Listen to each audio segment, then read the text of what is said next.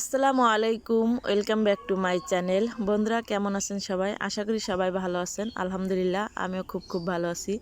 তো বন্ধুরা সকাল সকাল চলে আসলাম আবার নতুন একটা ভিডিও নিয়ে আপনাদের সামনে। তো প্রথমেই আপনাদের দেখাই, এটা হচ্ছে আমার অ্যালোভেরা গাছ। কিভাবে আমি বোতল কেটে অ্যালোভেরা লাগাইছি দেখেন। তো 2 লিটারের পানির বোতল, তো সেটা হচ্ছে মাঝখান দিয়ে কেটে মুখের যে সাইডটা, ওই সাইডটা হচ্ছে আমি গোবর আর মাটি দিয়ে এই অ্যালোভেরা গাছগুলো লাগাইছি। তো লাগাইছি প্রায় 2 মাস হয়ে যাচ্ছে।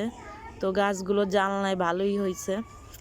আমি তো ভেবেছিলাম হবেই না, কারণ ছাওয়া জায়গা নাও হতে পারে। তো জানলায় লাগাইছি, তা দেখি হইছে, অনেক সুন্দর হয়েছে, ফুল জ্বালাচ্ছে। আর এটা হচ্ছে তুলসী গাছ।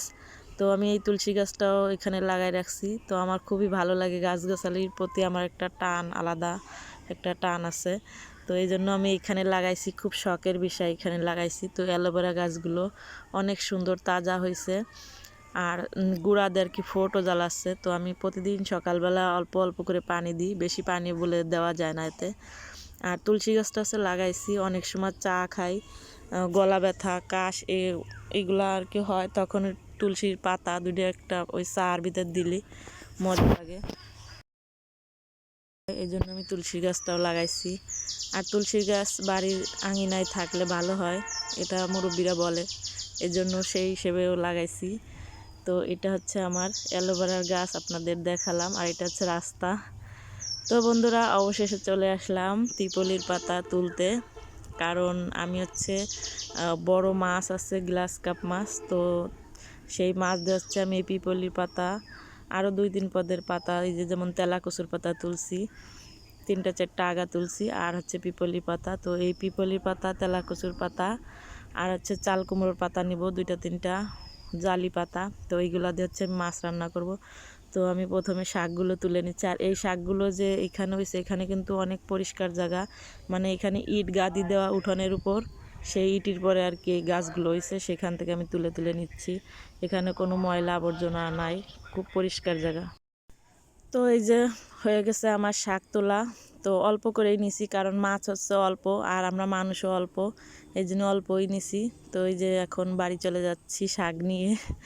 তো খুব সুন্দর লাগতেছে, একবারে তরতাজা শাকগুলো। আমি প্রায় এই শাক এভাবে তুলে নিয়ে রান্না করি, খুব ভালো লাগে আমার কাছে। আর এই যে হচ্ছে আমি ডাল বসাই দিছি, আগে থেকে লবণ দিয়ে পানি দিয়ে সেদ্ধ করছি, ডালটা ঘুটেও নিছি, এখন হচ্ছে বাগার দিয়ে আর বাকি আর কি।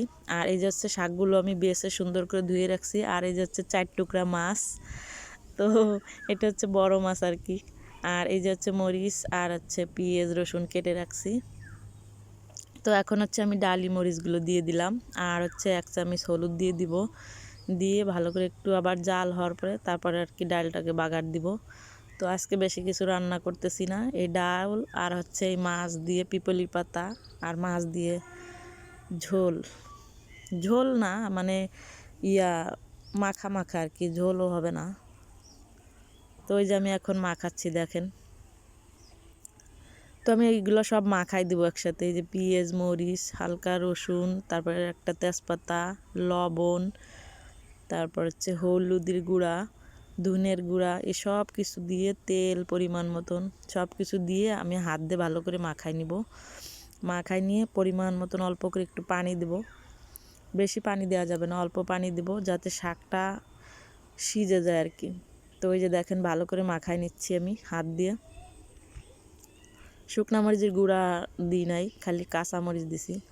তো এই যে মাখানো হয়ে গেছে, এখন অল্প করে একটু পানি দিয়ে দিব।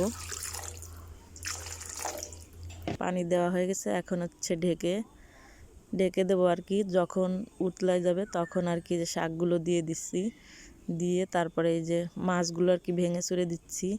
একবারে শুকনা শুকনা করে ফেলবো, ঝোল ঝোল রাখবো না। তো বন্ধুরা অবশেষে আমার রান্না কমপ্লিট। এই যে দেখেন ডাউল আর হচ্ছে পিপলির পাতা দিয়ে তরকারি, খুব মজার একটা তরকারি। এটা লেবু দিয়ে খেতে আরও মজা লাগে, আর গরম ভাত সাথে খুব মজার একটা রেসিপি, আমার কাছে খুবই ভালো লাগে। আপনারাও খেয়ে দেখেন কেমন লাগে। তো বন্ধুরা অবশেষে চলে আসলো সিপায়াতের বাবা। এই যে দেখেন সিপায়াতের জন্য খাবারটা নিয়ে আসছে, আর এই খাবারটার নাম আমি ভুলে গেছি। আপনারা যদি কেউ জেনে থাকেন অবশ্যই কমেন্টে জানাবেন এইটার নাম কি।